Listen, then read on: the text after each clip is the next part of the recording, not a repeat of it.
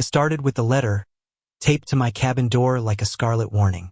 The red HOA stamp bled across the page, and in bold letters it read, "Notice of eviction, you are to vacate immediately." My chest tightened as I read on. They claimed my cabin violated HOA bylaws, that my dock was unauthorized, that my use of the property was non-compliant. I almost laughed at the absurdity of it, except my hands were shaking too hard. The cabin had been in my family for 3 generations, standing proudly by the water's edge long before the HOA ever existed. My grandfather built it by hand, stone by stone, beam by beam, and here they were declaring it didn't belong. The author of the letter was obvious even before I saw the signature at the bottom. Karen.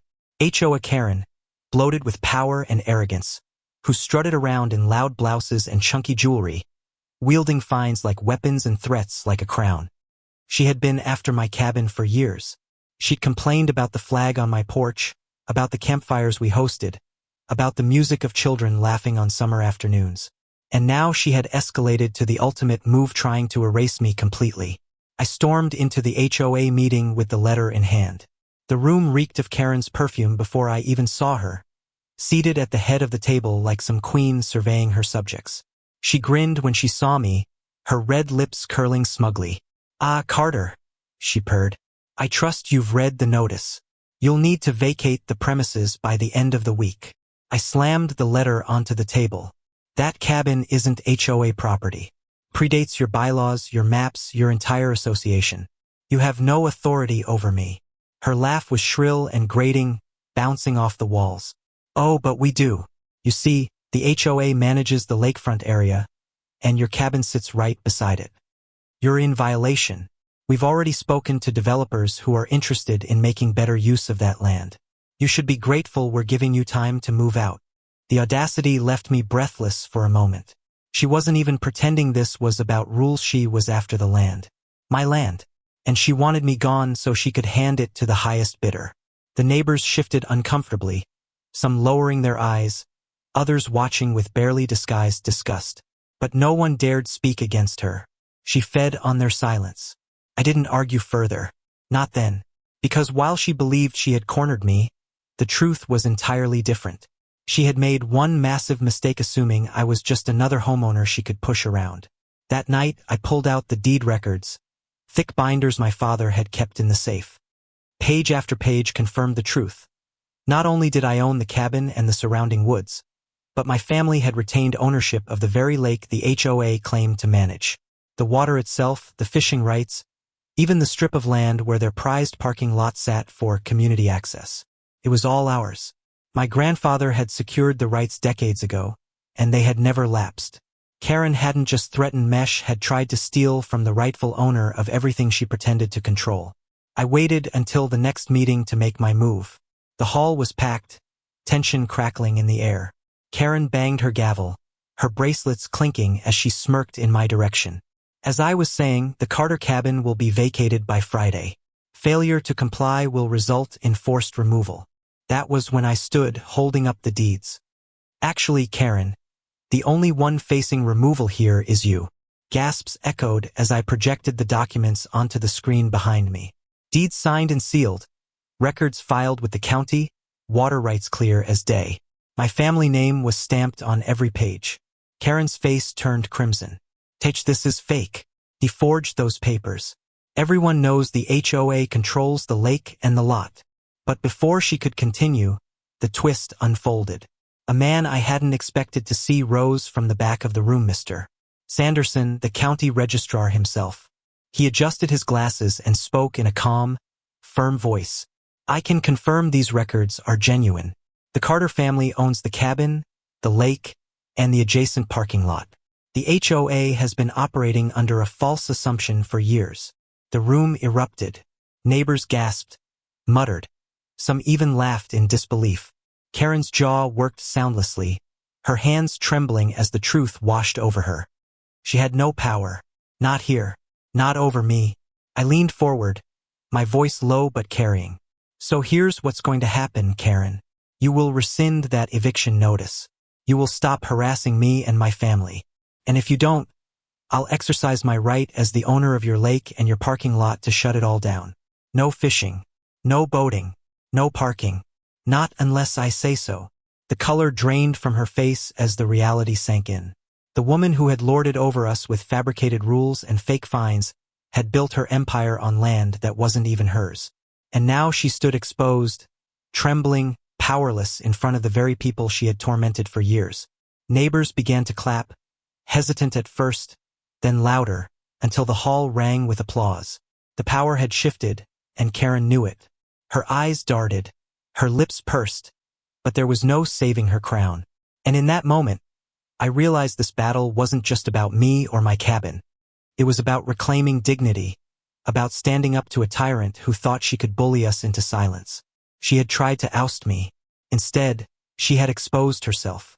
The weeks that followed felt like living in a different world. The power Karen had wielded for years crumbled overnight, and the silence she left behind was louder than all her gavel-banging tirades combined.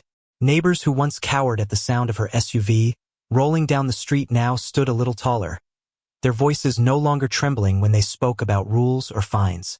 For the first time in a long while, people weren't looking over their shoulders when they hung laundry, when their kids ran across the grass, or when they left a kayak by the lake overnight.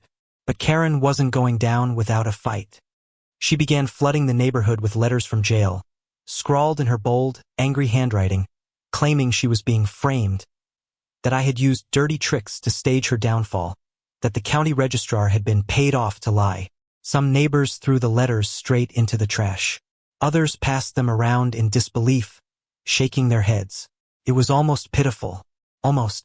The county, however, wasn't done with her. Once they realized she had been presiding over an HOA without legal standing on the very property they thought they controlled, the auditors dug deeper. They uncovered years of embezzled funds, beautification budgets, that were really personal shopping sprees, maintenance fees that funded her vacations. They found falsified violations issued to homeowners who technically weren't even under HOA jurisdiction, thousands of dollars stolen under the threat of liens that never legally existed. It wasn't just harassment, Anna Marie, it was fraud, and it carried weight far heavier than petty fines. The trial that followed was unlike anything our town had ever seen. The courthouse overflowed with neighbors, reporters, even curious onlookers from outside communities who had heard about the so-called lake fraud. Karen shuffled into the courtroom in a wrinkled orange jumpsuit, shackled, but somehow still holding her chin high, as if she believed she could glare her way back into power. The prosecution's case was devastating. They laid out the forged eviction notice she'd taped to my door. They presented the HOA records where entire pages of expenditures were nothing but invented numbers.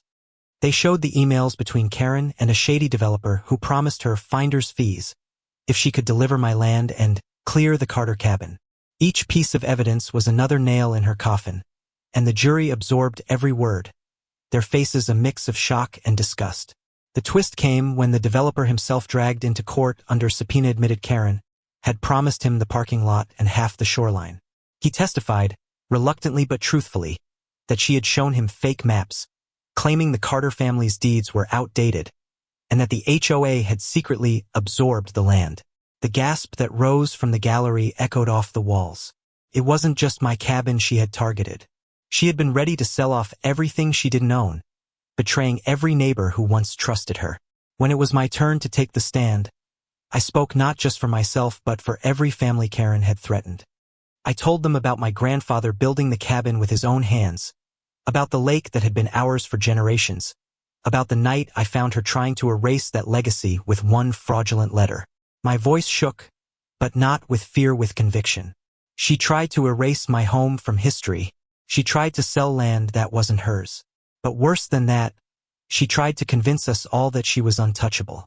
Today, we're proving she's not. Karen's attorney sputtered through closing arguments, trying to frame her as misguided, a passionate leader who overstepped. But the evidence towered too high. The jury didn't even take a full day. Guilty. On every count. Fraud. Attempted grand larceny. Conspiracy. Forgery. Embezzlement. The judge's sentence was swift and heavy: 9 years in state prison, restitution to every homeowner she had defrauded, and a permanent lifetime ban from holding any office related to housing or associations. The gavel came down with a crack that seemed to split the air. Karen slumped, her bravado gone, her mouth working silently as deputies hauled her to her feet. "You can't take my house. You can't take my title," she shrieked. But the truth was clear. Everything she thought she owned had been built on lies, and lies collapse when the light hits them. Her house was seized and sold at auction. The money went toward paying back the neighbors she had drained for years. The gaudy jewelry she flaunted at every meeting was pawned off. The SUV she paraded around in was repossessed. The queen had been dethroned, stripped of crown and court, left with nothing but the echo of her own arrogance. Life after Karen was like stepping into sunlight after years of storm. The HOA dissolved completely, its funds redistributed, its rules shredded. In its place, the community formed a cooperative, not a hierarchy, but a gathering of equals. People planted gardens without fear of fines. Children built sandcastles by the lake without violations pinned to their parents' doors. Neighbors shared tools, traded meals, laughed together in a way I hadn't seen in years. The lake became not a weapon, but a gift again. And as for me, I found peace I hadn't realized I'd lost. The cabin stood stronger than ever, its porch lights glowing at dusk, its hearth warm at night. Sometimes I sat by the water, watching the reflection of stars ripple across the surface, and thought of my grandfather's words. "Land isn't just dirt, boy, it's legacy. Protect it." I had, against all odds, against a woman who thought she could erase it all with the stroke of a pen. I had. But the victory wasn't just mine. It belonged to every neighbor who had been silenced, every family that had been fined or threatened, every child who had been told they couldn't laugh too loudly in their own yard. Together, we had watched the tyrant fall, and together we had built something stronger from the rubble.